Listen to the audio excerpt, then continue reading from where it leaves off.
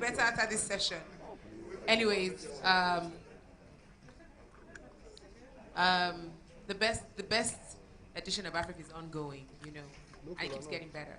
So we're about to have this session on diversity and inclusion in film production for a global audience. And we've got two great people handling this session. I wouldn't introduce the panelists, but I'll introduce the moderator, the creative director of AFRIF, Jenny Alonso. A round of applause for Jenny, please.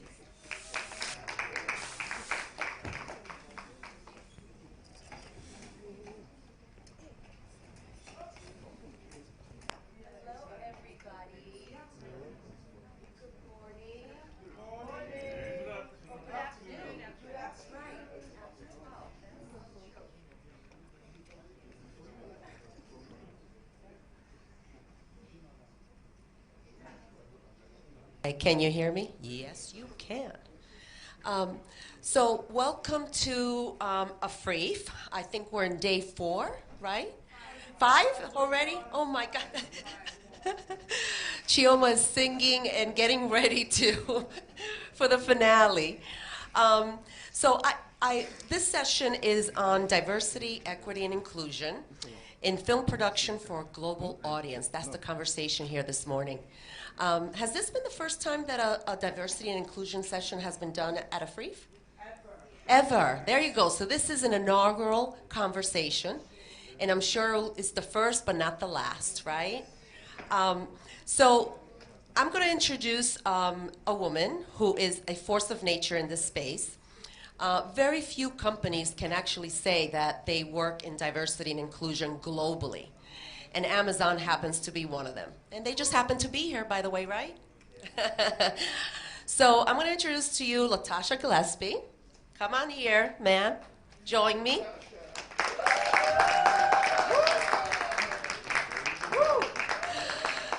Excellent.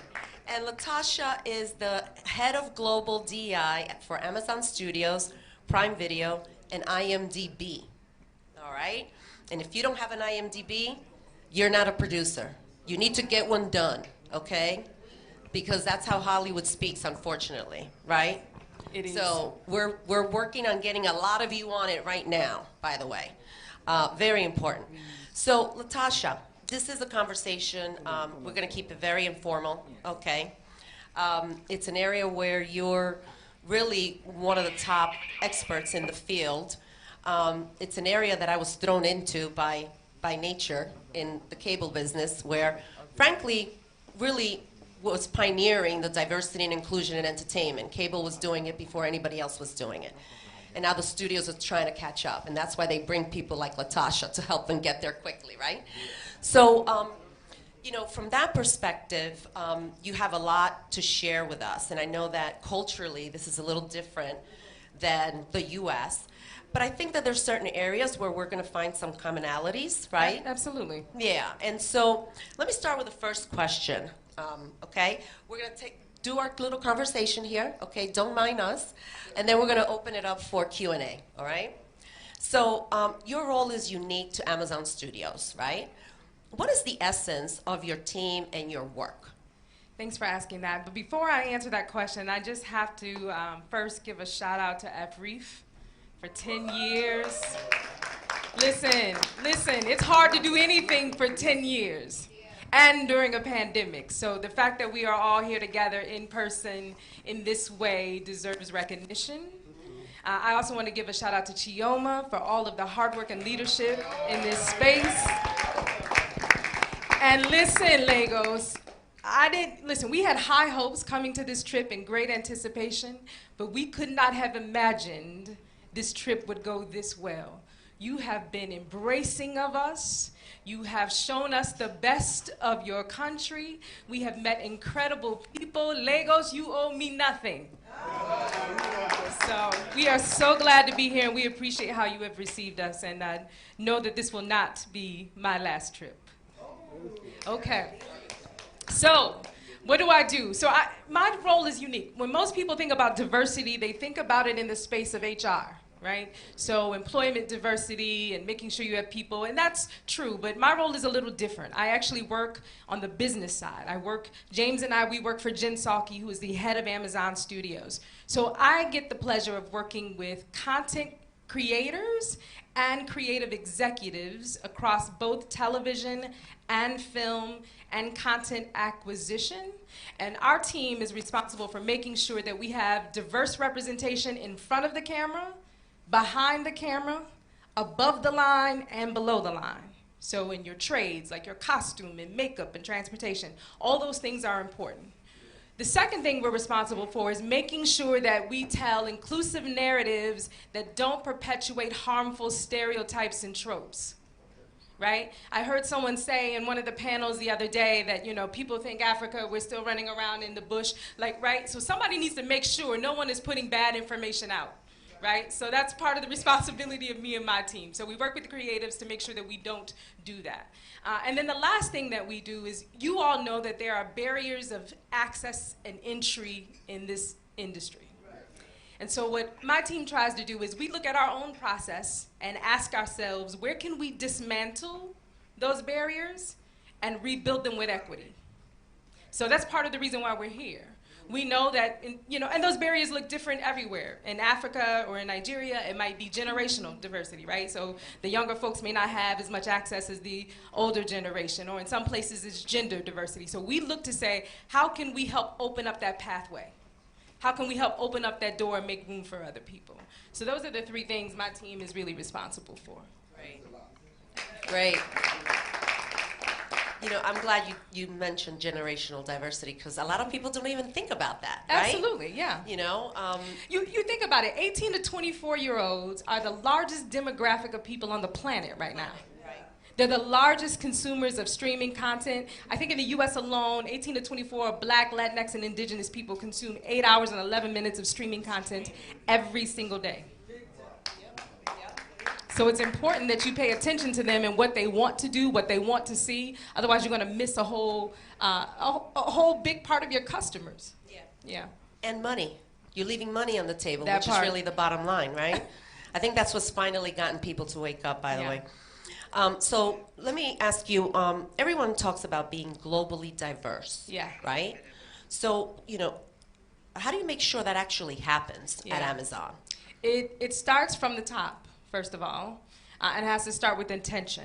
So Jen Psaki always talks about, she wants Amazon Studios to be a home for talent, the best home for talent. So you think about that. What does it mean when you're at home? Home is a place where you're seen fully. Home is a place where you feel safe. Home is a place where your voice matters and has agency, right? And so it's really important for us that when we're working with content creators that it feels collaborative, right? And that it's a partnership and not a one-way direction. So intention is really, really important. And then the second thing is, you know, sometimes you have to codify what that is. What does good look like? And so a few years ago, we set goals for ourselves internally at Amazon Studios across every department. We said, this is what we want to see in terms of gender diversity, race and ethnicity diversity, people with disabilities. This is how we want to be very intentional about this work. And then this year, we actually launched it publicly. So we released our inclusion policy and playbook and put it out there for the world to see. Listen, it's not that we've gotten everything right, and it's not to say that we're going to always get everything right, but we felt it was important to be accountable. And the only way sometimes you can be accountable is to be transparent. And so we put it up on the website. You all can go see it. It's dei.amazonstudios.com. And what we're trying to say is, listen, this is what we strive for, and we want to hold hands with you and do this together, right? And so we made it public for anybody to see. I tell people, download it, adopt it, adapt it, do whatever you need to do. That's awesome. And that's actually me understanding and knowing corporate culture, not just in entertainment in America. That's very bold. A lot of companies only go as far as publishing their DI statement. Yeah. But they will not get into the specifics. Right. So that's a very bold statement. One that actually the FCC had to take on behalf of cable a long time ago to help get folks that were trying to get in figure it out, right? So congratulations on that, because I know that was not a small feat. Thank you. So how does how does a focus on DEI content creation look differently, right, around the world? Yeah. You know, I can't imagine there's a one size fits all. No, so it's not, and I think it's about asking yourself two questions no matter where you are in the world.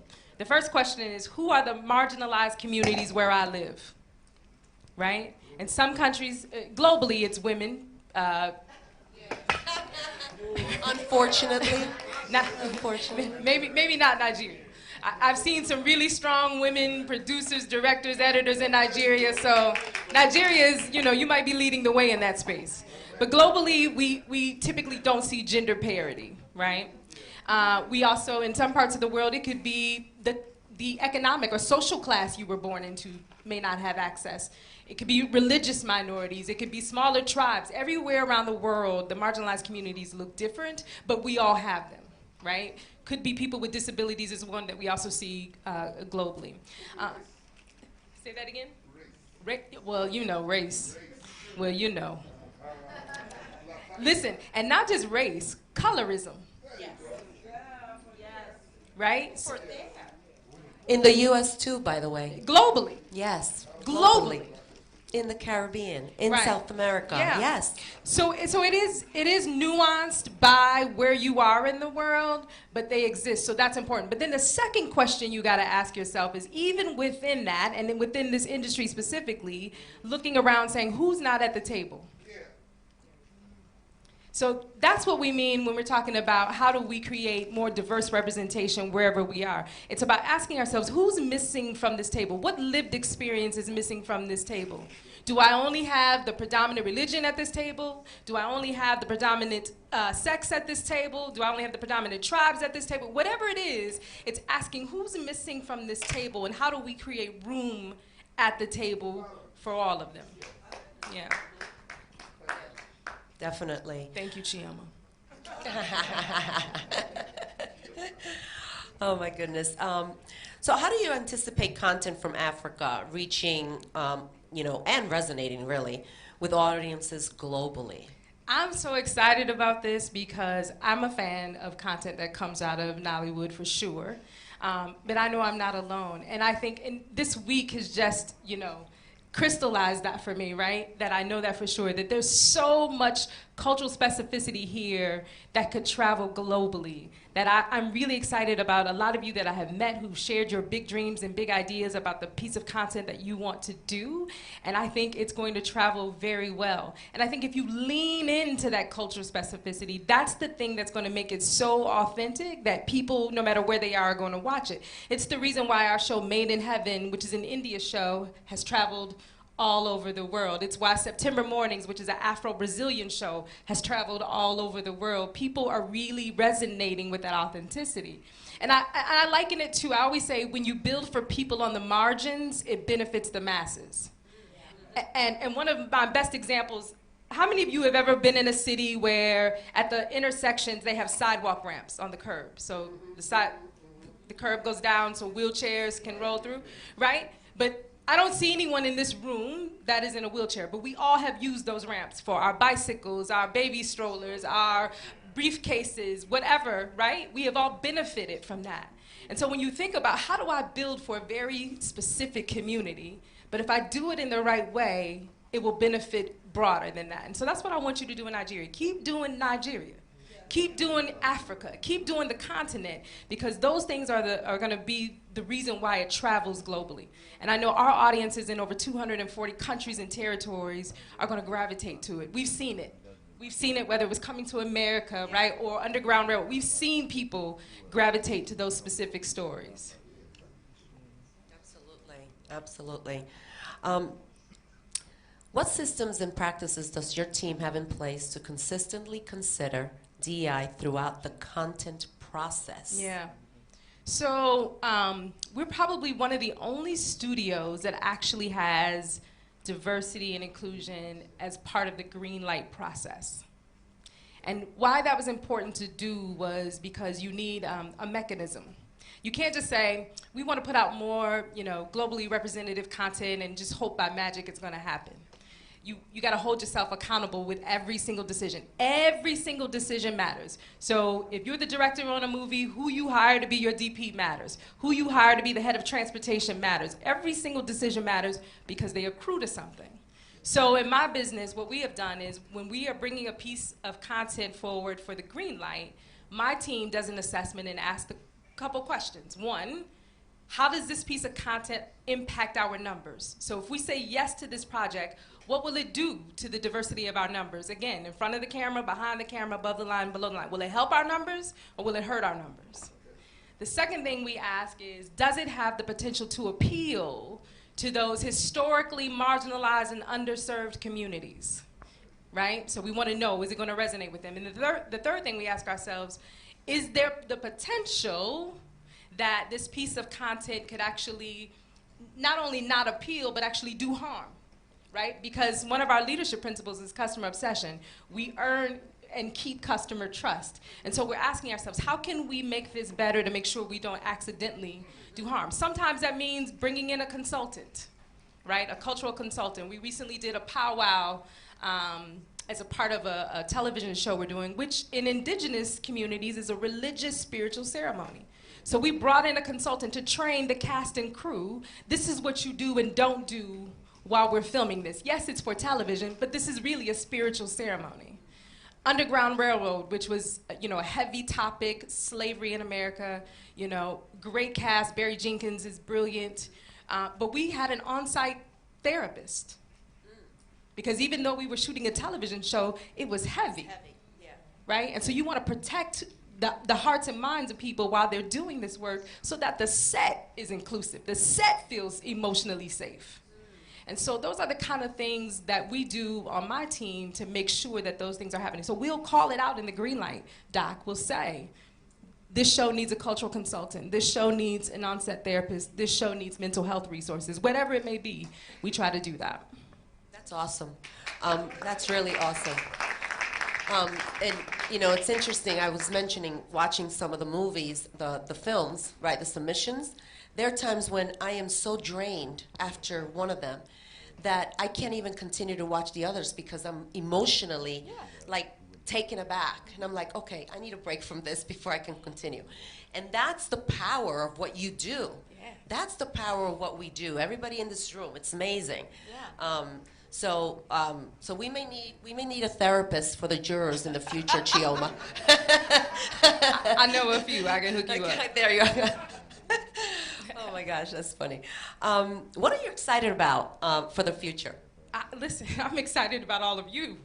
I am excited about the possibility of what we could do together, right? So we came here knowing that it was important for us to be on this trip to listen. We needed to hear your voices. We needed to hear what you were passionate about. We needed to hear what you thought was missing. We needed to hear and learn from you, right? And so that was really important. But then also, in that learning, we've also, our wheels have been turning up around, how can we help? Who could we partner them with? How could we make that thing happen?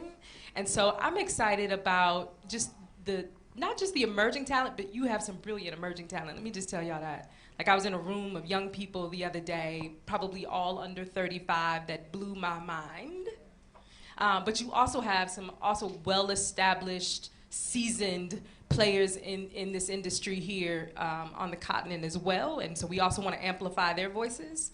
But I'm excited about the partnership of those and how we can make that work. And how it's going, our audiences are going to be delighted. I have the benefit, because I don't work for a broadcast television, I don't have to chase advertising dollars. Yeah. And because I don't work for a traditional subscription-based service, even though we are, I don't have to go chase, subscriptions per month. My job is to chase customer delight. Right? Isn't that fun? Like, that's amazing, right? Like, I don't have to chase the money. I get to chase customer delight. Is this piece of content going to make people want to come to the service because they want to see it? Is this piece of content going to be so engaging that people don't, stop after episode 3, but they go all the way through the season? Is this piece of content so compelling that then they tell other people? That's what I get to chase, making sure that you find content that you love so much that you watch it, you tell other people about it, and you watch it again.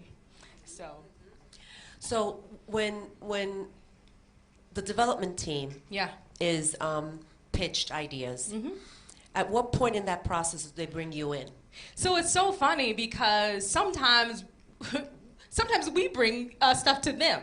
So again, if you think about the barriers to entry in this industry, sometimes people will be like, I don't know how to reach a development executive, but I know how to reach you.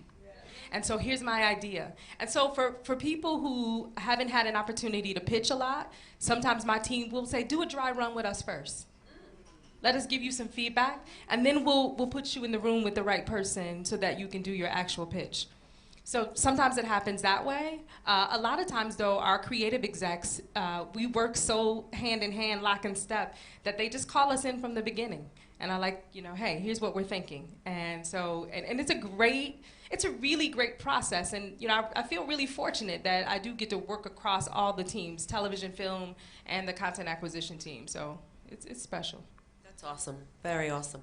So, when we talk about diversity, equity, and inclusion, I always see it as that doesn't stop there. Yeah. Because to me, inclusion is wonderful. You can be included in anything, right? Invited to a party, invited to a meeting, included on a conference call. But if you're not made to feel like you belong there, then you're still stuck, right? And so really, it should be about belonging, feeling like, you're not in high school, where, very often, as we know, those teenagers can be brutal. Right. But we also see that in the corporate world, where, you're excluded from a call, or someone will ask, well, why is she there? Why is she here, etc. What's your thought on that, and how do you deal with that? Any insights? Yeah, I think it goes back to embracing home for talent, right? And then, again, when you're at home, you have agency.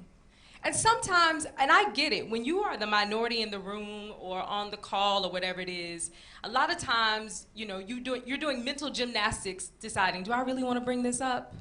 I don't want to seem like the troublemaker. How are they going to receive it if I say this, right? And so, I tell people, use your voice, right? Use your voice. And so a lot of times my team and I, we're like, listen, if that person, brought that issue up, it took a whole lot of courage to do that. So let's make sure we respond appropriately. And we do. We walk hand in hand and make sure those needs are met. And sometimes it's simple stuff to some people, but important to us, like make sure I have good lighting so I don't look ashy. It's make sure you got the right makeup people who don't make me look orange. It's make sure you got my hair together, right? And so it's stuff like that makes you feel like you belong. But the best part is when you can do it proactively and then the person doesn't have to ask. Doesn't have to ask, right. Right. So that's the thing we always have to be thinking about. How do we set up the production? Yeah. That's why the below the line is as important as above the line. Yeah. Because you've got to have the right people with the right lived experiences in the room to be thinking about those things so that the talent doesn't have to. Yeah. And I got to tell you, having talent that's comfortable in their appearance is very critical. Yeah. I had a situation with a production on a scripted series at Lifetime where Lorraine Toussaint, it was Any Day Now, you may remember that show, it was a darling show. And Lorraine Toussaint is dark skinned. And unfortunately, the lead makeup person hired 2 other people to assist, and none of the other folks understood how to do her makeup and her hair. And me being the head of production at that point, got the call from Los Angeles saying she doesn't want the hair and makeup person that was assigned to her. And I had to get involved at that level, which I never had to before. And having that conversation with her really opened my eyes to asking those questions now. Normally I wouldn't even ask, but now I ask. When the key makeup is doing their team, I'm like, I want to know who's on your team. Do they know how to blow dry hair the right way? Do they know how to, deal with hair pieces, et cetera? Because the talent needs to feel comfortable. to do their job. Yeah. In the U.S., you know, our inclusion policy right now is U.S.-centric, and our goal is to roll it out across the globe, very country-specific, right? And so in the U.S., though, for our below-the-line productions, we identified the top 52 jobs that have hiring ability. So it's like department heads and the seconds, right? And so for all of those jobs, we said, like, you should strive for 30, 30, 20, 20. No more than 30% white men, no more than 30% white women, at least 20% men of color, and at least 20% women of color, right? Because whoever you put in the department head role, they have the ability to hire everybody else, right? And so what do people do? Hire people they know. Hire people they know, like, and trust. Yeah. And so what happens? It stays within the circle, And right? so, yeah, that's why you got to make sure the folks who have the ability to hire look and represent the diverse cultures that you need on that particular production. Yeah. Absolutely.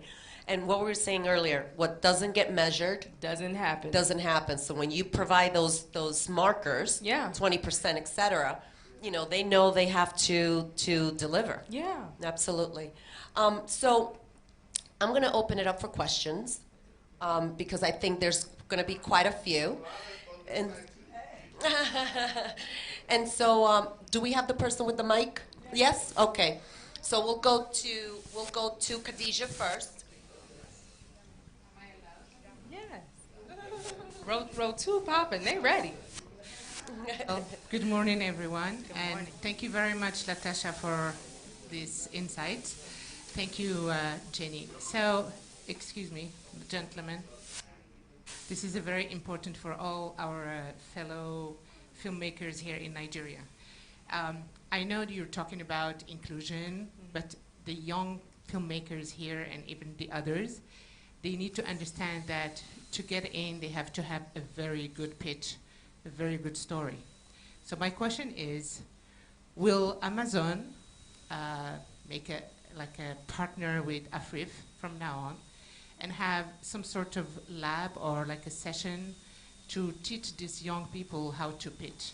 Because I think it's very important. It's happening in other countries. It's happening in my country with another studio I'm not going to name.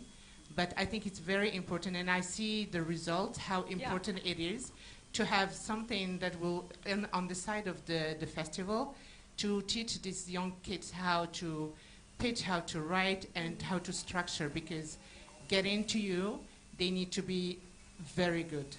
I know the stories, you're going to include them, but I'm sure that you need something that is top-notch so you can start talking about it and dealing with it. If I am wrong, please let me know, and if I'm right, thank you for answering the question. You know what? I actually think it's a both and. So even the folks we have met already have, even if they're not great at pitching, they are really clear about their vision and very passionate about what they want to produce. And so that has won our hearts over already. But you raise a good point. But there's still an industry piece to this where you just have to know how to pitch to be in this business. And I think my colleague Ayana talked about it on her panel earlier this week, that yeah, we do need to do an art of pitching and help the AFRI fellows understand how to do that well. I think, you know, we've been really impressed again this week, not just with the talent and all of you here, but also with AFRI. And so, you know, yeah, we will look for a lot more partnership opportunities. Yeah, that was a very good question, Khadijah, because I think a lot of times filmmakers don't move forward because they just don't know where to start. So if we demystify the process, right, it opens it up for everyone, and it takes that sort of, you know, load off your back, where you're like, okay, I have a blueprint that I can follow. Yeah. And that's the beauty of having folks like you in the mix, where you're like, you know what? Don't worry about it. I got your back. Yeah, like come running past us. Let's give you a few pointers first. And I think also pitching, it's just practice. Like you just got to do it over and over. It's the kind of thing that you just got to keep doing, right? And so sometimes it's like, yeah, all your ideas may not make it, but keep pitching, because you're just gonna fine tune that art more and more and more. And so I think I encourage people to do that. Okay. Next question. We'll go here, and then we'll go to the gentleman here. Hello, hello everyone. Hi, Jenny. My name is Ronya. I'm actress, a producer, and an acting coach in Nollywood since 2016. Yeah, and I'm happy about it. And before I ask my question, I just want to answer about the pitching. For those of you who do want to pitch this week or the next before you start your sessions, there's some resource on the afmonline.com website, the American Film Market website, on how to build your pitch. So they can go there and get some tips. Thank you, Ronnie. That's awesome. Thank you. Yeah, so I've been attending. Can you hear me? I've been attending diversity and inclusion panels since Con 2019. And back then, the first panel I was on, yes, thank you. The first panel I was on was all minorities. The panel was all for minorities, and I was like, how is that going to get the topic going to the people who need to hear it? But I was happy to see in Con 2020 that that has changed, and now with you, with everything you've said now, almost everything you said made me go, It's like, yes. But then you touched on a very delicate topic, which is mental health on set. Yeah. And so me coaching actors here, I see how, they need that protection. Yeah.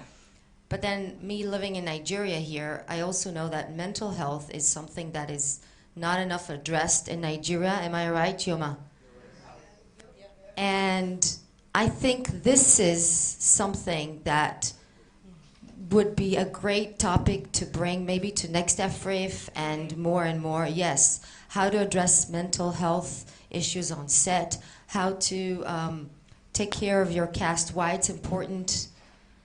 This is something that needs development. This is my, so maybe it's not a question, but I would love to hear how you guys go about it. Yeah, listen, one of the things that I think the pandemic has taught us all is the importance of normalizing mental health and well-being, right? And so it is absolutely critical. And everybody in this room is trying to heal from some trauma, right? We're born in this life with trauma. And so, and I do think that, normalizing it and making it not a thing and just making it a resource like we would anything else is super helpful for people then to feel more open to accept the help. But I do think it's important, particularly when you're dealing with hard topics, hard subjects on productions. You need to protect people's well-being because the topic itself can be difficult. Yeah. And interesting with the movie Alec Baldwin and the tragedy that took place. That team had been, speaking out to the keys, right? The production keys with issues on set, but no one was listening, right? They were complaining about their travel. They were put in a town where, at the end of a 12-hour day, they still had to commute an hour or so to get to their hotel. All of these things just to save money. And so, unfortunately, a DP, right? I mean, a major player in a production passes away because of this tragedy. So the mental health thing is true, but it's also, it's listening to people. Listen, God gave us 2 ears and 1 mouth for a reason, right? So listen in the production. Don't be clueless and just focus on certain things. Pay attention to everything. But that's why leadership matters. Whoever that showrunner is on a television show, whoever that director is on a film set, leadership matters. And you have to set the tone for the kind of environment you want. And then also, studios, we have to help with resources. We have to come in. When you say, we need XYZ, we need to be able to come and support that need. Because I tell people, it's pay me now or pay me later. So you can pay for the therapist now, or you can pay for the bad PR later. Which one you want? So, it's necessary, and it's so important, though. Next question, sir. Latasha, I'm going to talk to you on a different level. Okay. All right, now, wait, let me sit up. Hold on, let me sit up. I'm talking from almost a 40-year experience. Okay. In Nigeria, Yes.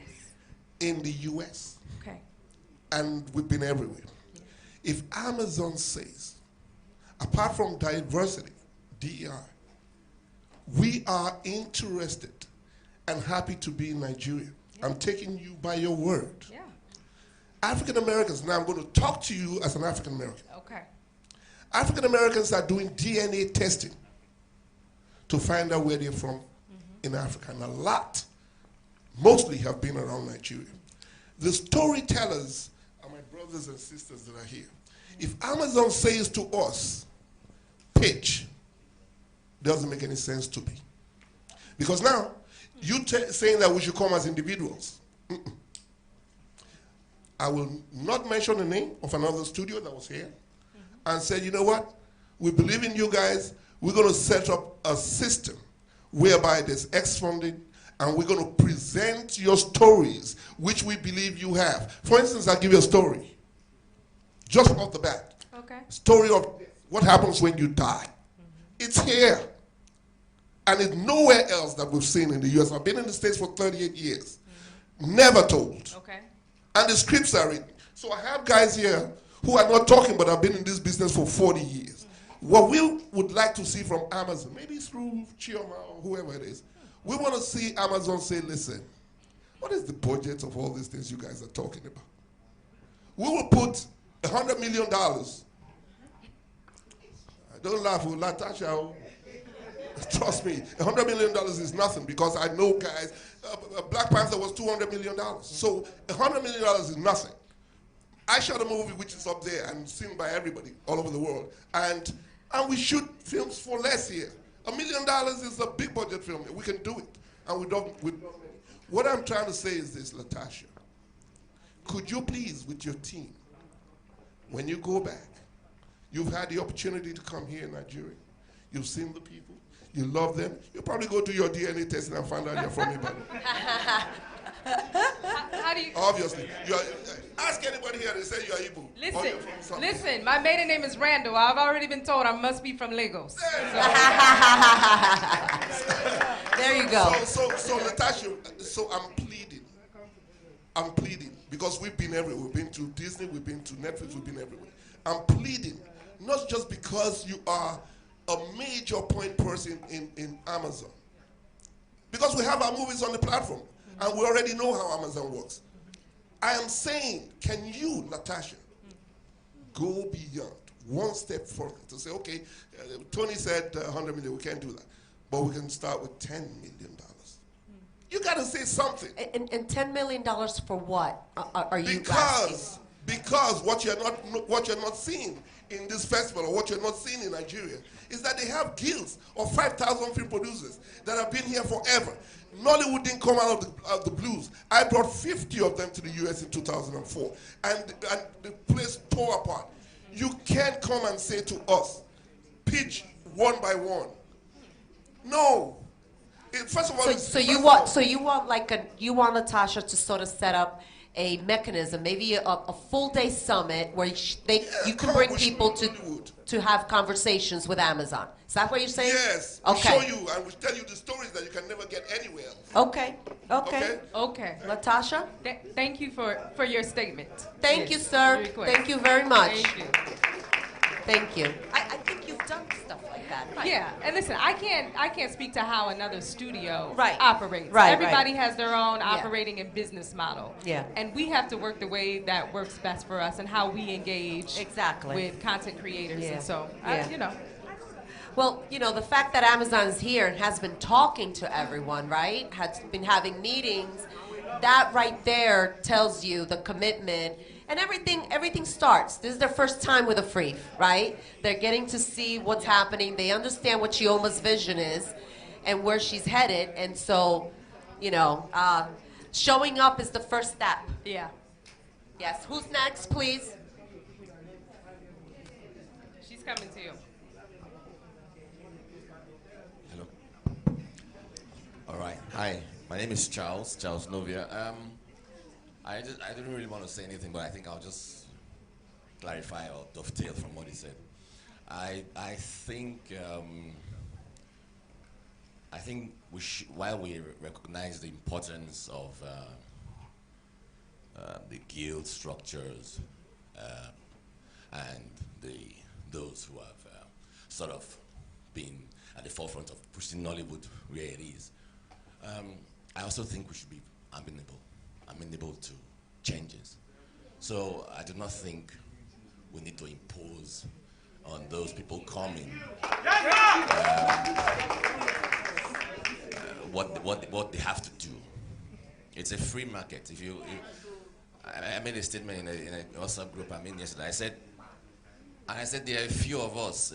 I've seen a whole lot of us who started 25 years ago in Nollywood. We've been at this festival, and I was looking at it. I was like, 20 years ago, we were basically in our 30s or in our 20s, late 20s. Now we are in our 50s, and something struck me, and I'm like, guys, you need to start meeting with the younger people, having a synergy with them, and working with them. So you shouldn't be hustling to be, I'm this anymore. No. Yeah. What you should be doing is the synergy, the youth. Hey. That's a rowdy crowd over there. We need to separate you guys. No, That's all the youth right there. That's all the youth. Yeah. Hey, you guys got it. Come, let's work together because it's all for a better industry. We Absolutely. are sowing seeds for a generation that's coming. So the problem with our country, even as a country, is because nobody is thinking of the generation coming. Yeah. So we can start it through the process in film. Yeah. So the old notion that we need to keep, no, let's get out of that. Let's get out of that. It's all past. That's just all I wanted to say. So that's interesting because basically what you're saying is what Chioma's, strategy has been with Afrif, right? The workshops, the mentoring programs, bringing, the experts like a Phil Noyce to do the directing workshop, the talent workshop, etc. So, and you bring up a very good point. Those of us that have had the privilege of some level of success in our areas, right? Whatever area it may be, like, Latasha, I know you have quite a few men and women that you mentor and that you help in this area, this expertise that you have. But let me even clarify that. My best mentors are under 30. There you go. There you go. So as much as I think that I'm teaching them, they're teaching me, right?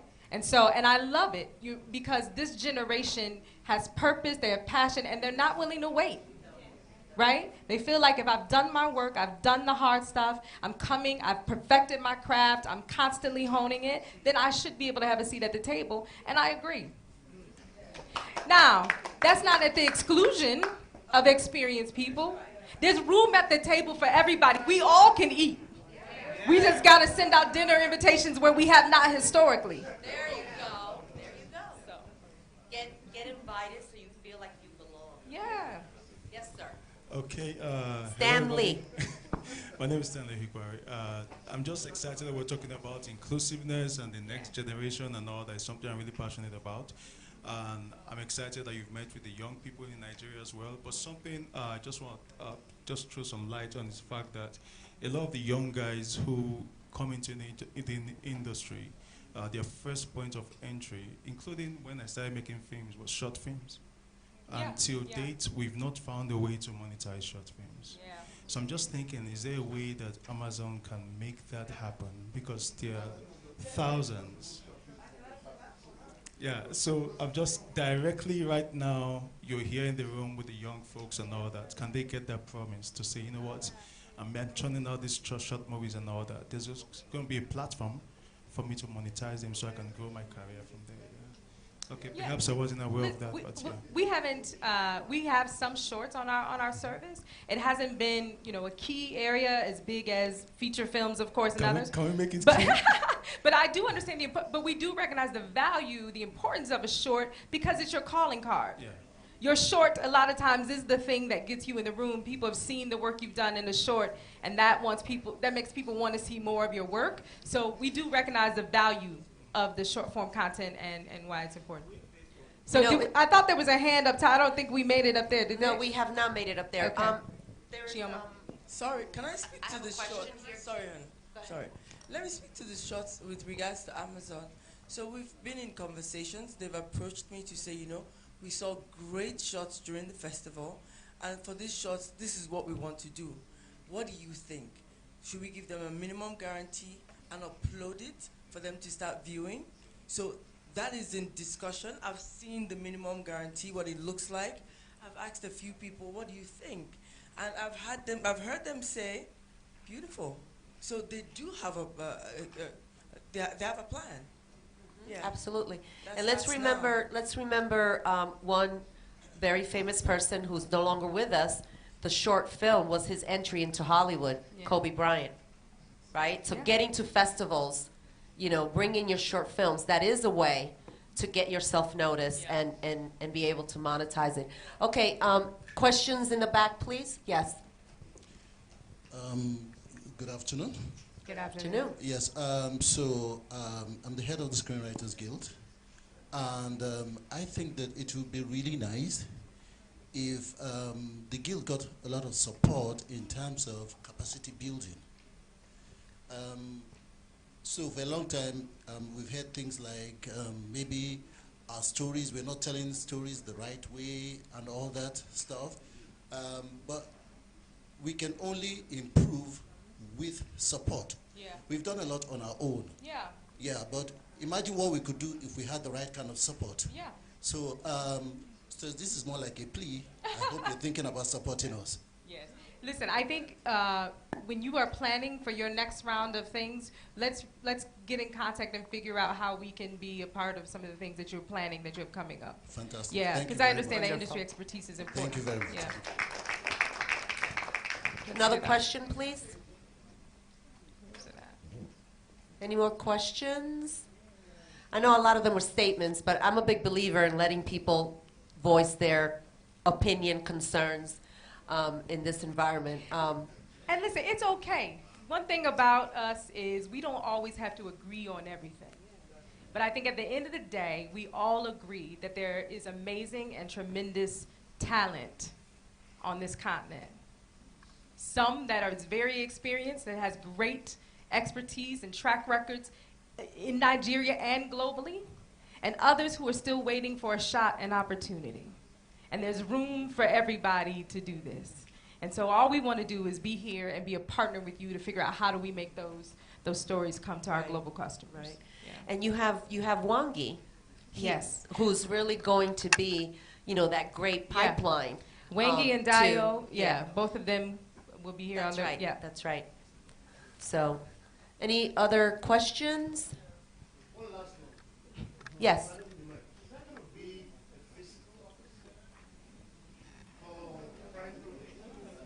Well, Is- it's left the, to be the seen. question was, is there going to be a physical office for Prime Videos in Lagos, in Nigeria? We're still in talks about what that's going to look like. Great. Yeah. Awesome. All right. Any other questions? Yes, Lala. I only want to ask this question because I'm trying to bring us back to the topic. Yes. We're thank not you. talking about the topic, Thank you. and it's troubling. So, DEI Yes, is ma'am. very controversial, Mm-hmm. especially in Africa and Nigeria. Mm-hmm. And many times, even now on other streaming platforms, you find that, people clamor for, I'm not going to watch that because it didn't seem inclusive, or people weren't represented properly, and all of that. I find that from here, we're not very sensitized to diversity, equity, and inclusion. Mm-hmm. We're not. So you were talking about on-set protection, for example, Yeah. and how sometimes below the line, some material already written might be triggering Yeah. to somebody you have hired. Yeah. So you might have a situation on your set Yeah. because of the material that you hired a person to do, and you exposed them to danger. Yeah. Now, these are things we are not very sensitive to over here. We don't seem to care. But if we are trying to build bridges and tell global stories, Yes. we need to start paying attention. Yes. So I think the question should be, how do we sensitize ourselves? I had a situation on one of my sets. A girl, we had to cast somebody impromptu, and then it was a rape scene, and she had been abused, and I didn't know. Right. And I was so sorry because it triggered her, and I was like, I should have asked her. I should have asked her before just throwing her to performing. She was great at the audition, but it was so triggering for her. And we had to stop filming and, you know, all of that. So how do we write materials? How do we sensitize? Because if you're making an Amazon original and then we don't do these things, we'll beat the cut. Well, that's where our team can come in and help you. So that's what I was talking about in the green light process. So we review the material. So you would bring us the script or whatever you had, the treatment, and so we would ask those questions and help you think through them as a content creator. So we're there to be your partner. And then we could actually, the best way to do a scenario like that is even before you even know if someone is triggered, is to already have the resources lined up so that a person doesn't feel like they have to ask for it. It's just already there, where we go in and say, this is heavy material. It could be triggering. I don't know anyone's past experiences, but we have Miss Linda on set who's going to be here, and she's available to you 24/7 at our cost. You go see her, talk to her whenever you need to, and to make sure you have it. Now you have an advocate who can come and say to you as the producer and say, I think this is what your cast needs to make this go okay. Yeah. Thank you, Lala. Definitely. Thank you, guys. This has been really great. I know, Lala, I know some of the conversation went off topic, but at the end of the day, their feeling that they're not being heard is part of diversity and inclusion. So we do need to hear their comments and so forth. I think this has been a great conversation. You, the happy bunch back there, thank you so much, because you definitely brought us a lot of excitement here. Latasha, this has been a great conversation, and I'm sure folks will be reaching out to you for more. Well, listen, I appreciate you, Jenny, and again, I appreciate Afrif, I appreciate Chioma, and I appreciate all the questions and comments. So, again, we are all in this together to try to do one thing, right? Yes. One goal, yes, one vision. Yes. Yeah. Together. Yes. Thank you, guys.